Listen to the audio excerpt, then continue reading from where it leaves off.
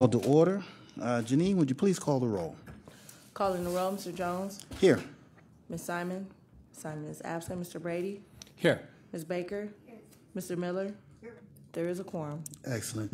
And I'd like to make a motion that we excuse Councilwoman Simon. Second.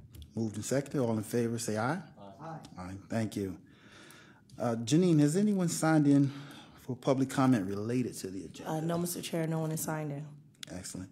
I'd like to have from the committee a motion to approve our minutes from our July 6, 2017 meeting. So moved.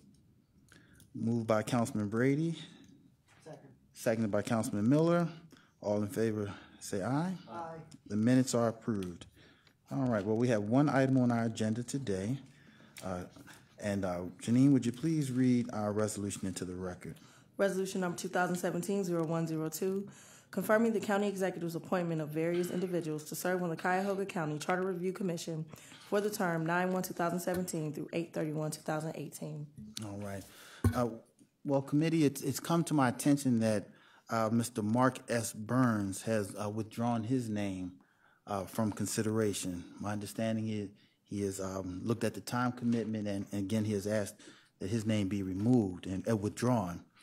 So what we'll do is we'll wait for the administration to make a future appointment, and we will have a future committee meeting, knowing that we have to complete by our August deadline. We have a deadline in August, but we will certainly have that committee well in time. But at this time, I'd like to make a motion to move Mark S. Burns' name from our list for consideration. Second. Moved and second. Is there any discussion? If not, all in favor say aye. Aye. Aye. All right, our resolution is amended. Well, I want to first thank Ms. Davida Russell for being here today and your willingness to serve on the Charter Review Commission. Instead of repeating the term Charter Review Commission, I wanted to let everyone know that the committee may be using the acronym CRC or referencing it as the Commission throughout this meeting. As many of you know, we heard 7 of the 9 CRC appointments at the July 6th committee. Since then, Mark Burns, one of the 2 remaining appointees, again has withdrawn his name from consideration. Due to the 60-day rule that we must act on appointments, we have to amend out Mark Burns out of the resolution and as we've already done, approve the remaining appointments by July 25th council meeting. At this time, I would... The administration will be introducing legislation at the next council meeting to appoint Diane Downing to the Charter Review Commission. So we do have that name, Diane Downing. But now let's begin the confirmation process for Ms. Russell. Your role on the commission is vital, as the voters in 2009 overwhelmingly approved a charter form of government for Cuyahoga County. We believe this new government has been working very well, but we always know there's room for improvement, which, if you're confirmed, will be tasked with. For some background, this is the 2nd Charter Review Commission in the history of Cuyahoga County. The first CRC was appointed in the summer of 2012 and met throughout 2012 and the first half of 2013. However, prior to the first CRC council, put 2 charter amendments on the ballot in 2012, which both were successfully approved by the voters. Out of that first CRC, council ultimately approved 4 charter amendments to go on the ballot, which all 4 were approved by the voters. In 2014, council put an additional 4 charter amendments on the ballot, which the voters approved 3 of those 4 amendments. Finally, in 2015, council put 1 additional charter amendment on the ballot, tweaking the previous charter amendment that failed in 2014, which resulted in the voters approving the tweaked version in 2015. So since the charter form of government took place in 2011, there has successfully been 10 charter amendments to the original charter approved by the voters. After this Charter Review Commission completes its work, the next CRC will not be until 2027. So the work of the CRC will be undertaken over the next year will be very important, and I look forward to working with the commission. The format of today's committee meeting will be that I will ask a set of prepared questions to Ms. Russell. Since we received backup documents, you will not be required to provide an opening statement, but will only need to respond to the set of questions. After each response to the question, the committee may have additional follow-up questions. As you may recall, we asked questions to the law department, which we have responses in front of you. At this time, would Davida Russell now come to the podium so we can begin the questions. Again, welcome. Good afternoon. Good afternoon. All right. Thank you. Oh, now I can hear you. Now you can hear myself, excellent. yes. Good afternoon, Vice President Jones, President Brady, and Council. Good afternoon. So we will begin with the questions. As you know, the charter says no more than 5 of the members of the CRC can be of the same political party. Although this information was included in the backup material, I would like to have this included in the official record. So please state your name, political party, and city of residence. My name is Davida Russell. I'm a Democrat, and I live in the city of Cleveland Heights. How did you learn about the position up on the CRC? County Executive Armin Budish asked that I participate since I was the vice chair of the first Charter Review Commission. Have you gotten a chance to review the rules of the CRC that council passed? Yes. Yes. Those rules require that the CRC is required to at least meet monthly. Does your schedule allow for such a time commitment? Yes, it does. Excellent.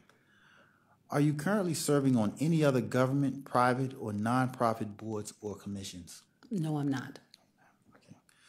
The rules of the CRC require all meetings of the CRC to be open to the public. Do you have any issues or concerns over that? No, I do not. Also, council would like all the CRC meetings to be live streamed. Are you also okay with this? Very much so. Okay. The CRC is operated as an independent commission, but input from county officials, including council and the administration, will be critical to your work on the CRC. How will you balance being independent while at the same time receiving valuable input from county officials? I'll take in all the credible sources from the county council, from the administration, and then I would review it, and then I have my own individual conclusion. How do you envision the CRC managing and incorporating input from the public into your deliberations and discussions? Having public hearings where the public can view and listen to all the activities and issues that's being heard. Then we take that information, view it, and get their input, and then come to our own individual conclusions. Please provide one skill or asset that you possess that will benefit the CRC. My overwhelming labor experience, as well as my previous commitments on government committees, as well as the CRC. What do you see as the biggest issue currently facing Cuyahoga County government? Money. Money. Okay. If you're familiar with the previous CRC from 2012 and 2013, what would be the one thing you would change from the way the commission operated versus how you would want this Charter Review Commission to operate? Frankly, I think the previous CRC worked very well. And I hope that this CRC work as well. Knowing what you know about the current county government functions and the county charter, what do you believe is the #1 area of concern that needs to be addressed by this CRC? At this time, I don't see any, but I really would like to investigate a little more of the large discussion we had at the previous CLC of the relationship between the prosecutor's department and the law director's department, and the civil case and the criminal cases. Do you believe there are any current positions within county government that should go from an elected office to an appointed office, or vice versa? No, I think they all have been have gone through the proper process. in your consideration for taking this appointment, in your consideration for taking on this appointment, do you have a best practice example from another government entity that you would like to see implemented at Cuyahoga County? No, not at this time. Okay. Is there anything else you would like this committee to know about your appointment to the CRC? I would like to thank County Executive Armin Budish and the council for considering my appointment, and I will be honored to serve on the CRC once again, and I will give it my best. At this time, are there any questions from the committee? Councilman? Yes. Thank you, Mr. Chairman. You mentioned, I didn't have a bio in front of me, and I know that you served on the last commission. Mm-hmm. But one of the things you mentioned was, I think you mentioned having some history with labor. Yes. And I think and it just made me. Could you elaborate a little more on that? So remind me of not I don't need not all of it, but okay. It's obviously important, or you wouldn't have mentioned it. Okay. So. I am the state executive board member for the Ohio Association of Public School Employees. I am the Northeast District President for the Ohio Association of Public School Employees in Northeast Ohio, representing 11,000 members. Around the state, I represent 36,000 members. I am with ASME. I am Ohio AFL-CIO Vice President, the North Shore Area Labor Federation Trustee and Vice President, and the Executive Secretary Treasurer of the North Coast Area Labor Federation. All right. So you are a career labor leader. Yes. All right. Thank you very much. You're welcome. Are there any further questions from the committee? Yes. Councilman Miller. I'll follow up on the council president's question and ask whether there's any issues that relate to labor that stand out to you as something that could be addressed through the charter? Basically, I'm more, as I said before, I'm interested in the law departments and the prosecutors department far as the civil cases and the criminal cases. I believe that the civil cases needs to be with the law department, and the prosecutors department needs to be with the criminal cases, and I hope that they stay that way.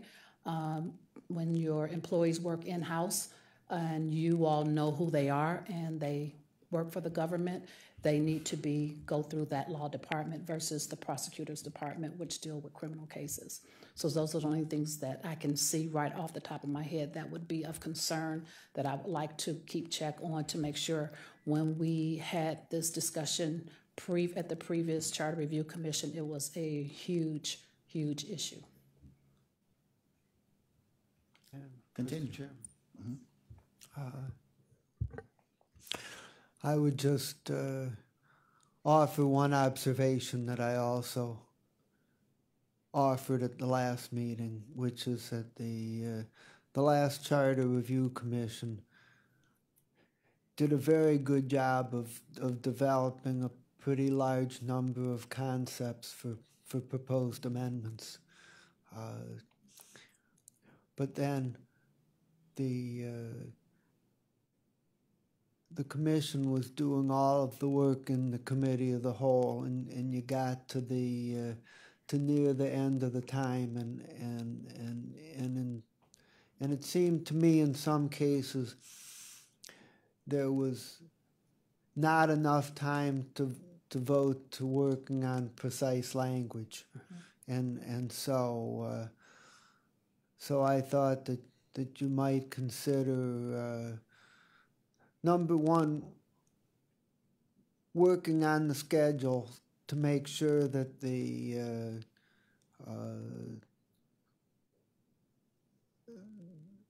concepts are developed early enough to leave plenty of time to work on the exact language.